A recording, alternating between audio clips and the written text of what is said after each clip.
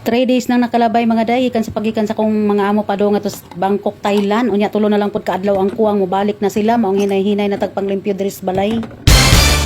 Maayong adlaw mga day, perti na yung laaya sa akong kinabuhi kay katuro na rong adlaw nga wala ang akong mga amos balay. Unya karon kay nakauna-una ko ba nga hapit na pud sila mamalik, so mauna nga maginahini na taglihok mga day no, unsay mga kurionon diri. Dili ta magpaabot nga inigabot nila mangutana ra ba ginaog unsay atong gibuhat, so atong buhaton mga day maglimpyo tadaan sa ilahang kwarto. Ang kanidi ang ilahang kama mga day mo'y akong unahon og laba ang ilang mga hapin. Unya dili lang usa na nako siya ilisan, unya na nako ilisan og padong na sila uli. Ang importante ang mga hapin limpyo na mga day. Unya ini kahuman ako ani mga day no, amot mag-unsa na sa jud ko mga day nga nagamay ra man jud ang balay diri. Unya kananaang dali ra jud kay tanan siya limpyuhan ba, mao nang mostly gid sa oras nga akong gikuan nagkupot-kupot ra jud ko sa kong cellphone mga day nya mag-imot-imot ba.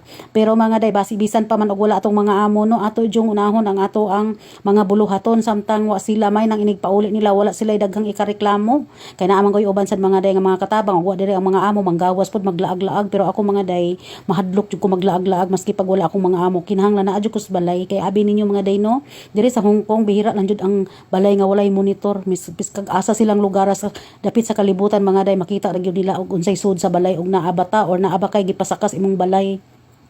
By the way mga day, sa unang panahon na aday balita-balita diri nga nang mga amo ng bakasyon unya ang iyang katabang nahabilin sa balay nagpasaka og uyab.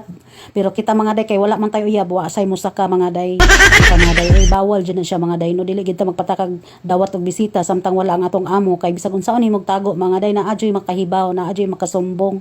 Kung para nato ang atong trabaho importante sa atong kinabuhi, ato jud ang ampingan masig wala pa atong amo magbinuotan jud ta mga day. Shout out sa mga gustong mga bro dinha labi na gid diri sa Hong Kong, kinahanglan faithful gid sa atong mga amo no.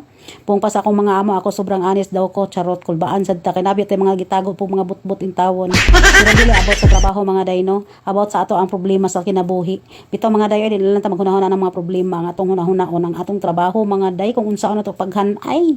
Kay abi ninyo mga day bihira lang gid sa mga amo nga musalig sa ilang katabang mga day, mao na nga kita magbinuotan jud ta. Dili man 100% nga honest, at least naa jud kay pagka-honest gamay di pa. Dili lang po nato ihurot og salig sa atong amo ang tanan mga day kay abi ninyo maabot jud ang panahon nga kamo magkasiluay.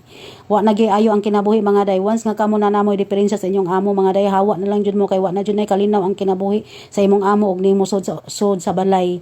Kaya naka-experience na jud ko ana mga day no, na jud koy amiga nga naa siya gamayng problema siyang amo, nagkalali sila pagkahuman wala na gyud kalinaw mga day, hantud ni uli na lang gyud siya. So ang best gyud nga solusyon kung kamo lalis gay mo sa inyong mga amo sud sa balay, ayaw na lang jud mo pagdugay, hawa na lang jud mo kay dili gid na siya mahimong peaceful ang inyong panag-uban labi na ang inyong relasyon naguba na. So dili man ta bugada no, ang ato ang experience, charge to experience lang gid ni mga day ba kay gusto biya ta magdugay sa atong mga amo. So di gid makaya ang kinaiya sa atong amo day, babay na lang day kay napay daghang amo nga nanginahanglan. Dili kay usara ka amo ang nanginahanglan diri sa Hong Kong mga day, perti gyud daghana. Dali ra jud kay sudlon ang Hong Kong mga day, pero dugay kayo pagpangita og buutan nga amo. Once nga mapunta na mo sa mga maayong kamot mga day, ayaw jud mo pagbinuutan jud mo kay ngano pung pas akong amo sa 100% may nalagnay may nalagnay 10% nga buutan diring dapita mga day. Dili sad ko makaingon mga day no nga akong mga amo nabilong atong 10% nga yang giingon nga mga tarong. Akong mga amo mga maayo man mga buutan man, pero nalang gi mga tay mga day nga natay mga reklamo ba kay kita ba yang katabang usahay mo ra sad ba tag-amo. Masukot ang sultian, masukot ang tambagan.